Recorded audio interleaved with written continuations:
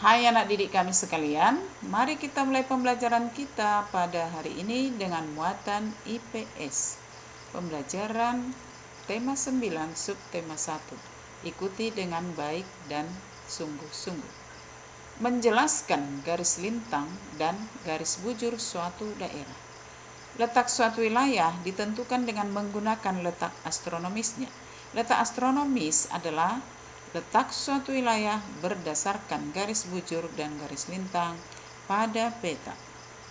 Garis bujur adalah garis khayal yang membentang secara vertikal di atas permukaan bumi.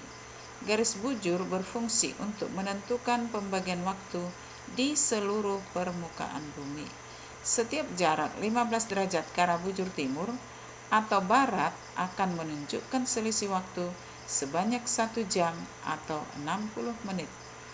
Garis lintang adalah garis khayal yang membentang secara horizontal di atas permukaan bumi. Garis lintang membelah bumi menjadi belahan bumi utara dan bumi selatan. Belahan ini berpusat pada garis lintang 0 derajat atau garis khatulistiwa.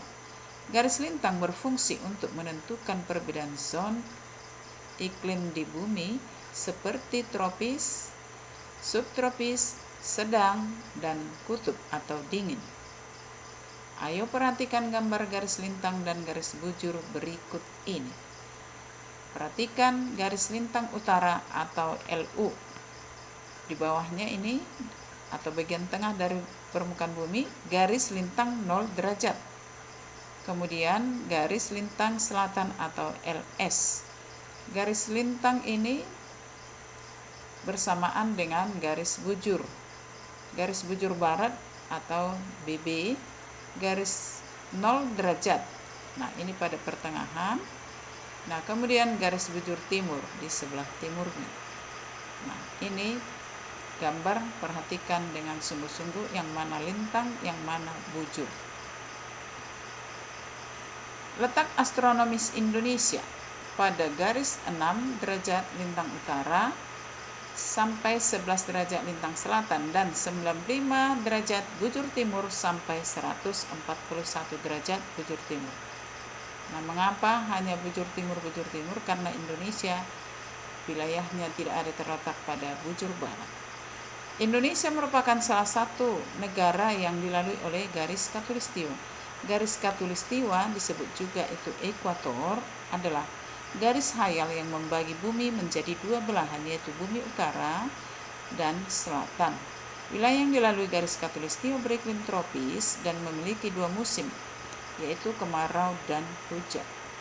Letak geografis adalah letak suatu wilayah yang dilihat dari kenyataannya di permukaan bumi, atau boleh dikatakan keadaan alam yang membatasinya. Letak geografis Indonesia itu terletak di antara dua samudra, yaitu Samudra Hindia dan Samudra Pasifik, dan terletak di antara dua benua, yaitu benua Asia dan Australia.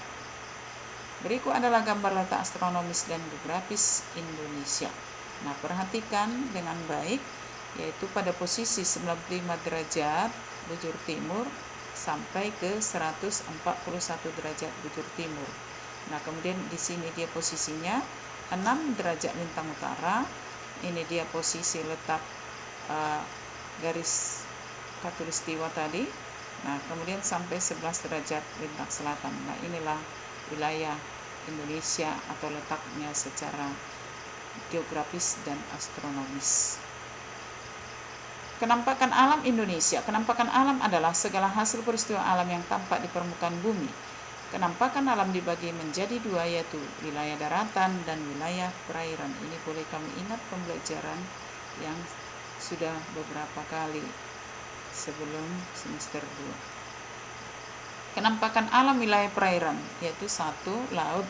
Laut merupakan kumpulan air asin yang memisahkan daratan yang satu dengan lainnya, lalu dimanfaatkan sebagai tempat mencari ikan, olahraga air, dan sarana transportasi antar pulau.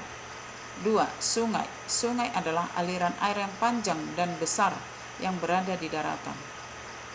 Aliran sungai mengalir dari hulu atau pegunungan ke hilir atau muara. Sungai biasanya dimanfaatkan sebagai irigasi lahan pertanian, pertambakan, dan sarana olahraga air. 3. Danau. Danau adalah cekungan luas yang digenangi air. Danau alami terbentuk melalui akibat pergeseran dasar bumi dan kawah gunung yang terisi oleh air hujan. Danau dimanfaatkan sebagai sarana olahraga dan budidaya ikan air tawar. Kenampakan alam wilayah daratan. 1. Dataran tinggi. Dataran tinggi adalah daratan luas yang memiliki ketinggian 200 sampai 600 meter di atas permukaan laut. Dataran tinggi dimanfaatkan sebagai tempat peristirahatan, tempat wisata, dan perkebunan teh. 2. Dataran rendah. Dataran rendah adalah hamparan tanah luas yang memiliki ketinggian 0 sampai 200 meter di atas permukaan laut. Dataran rendah dimanfaatkan sebagai pusat kegiatan masyarakat, lahan pertanian, perkebunan, dan perindustrian. 3. Pantai. Pantai adalah dataran yang berbatasan langsung dengan laut. Pantai dimanfaatkan sebagai objek wisata, tambak garam, pemukiman nelayan, dan pelabuhan. Dengan demikian anak didik kami, pembelajaran kita sudah selesai. Selamat belajar.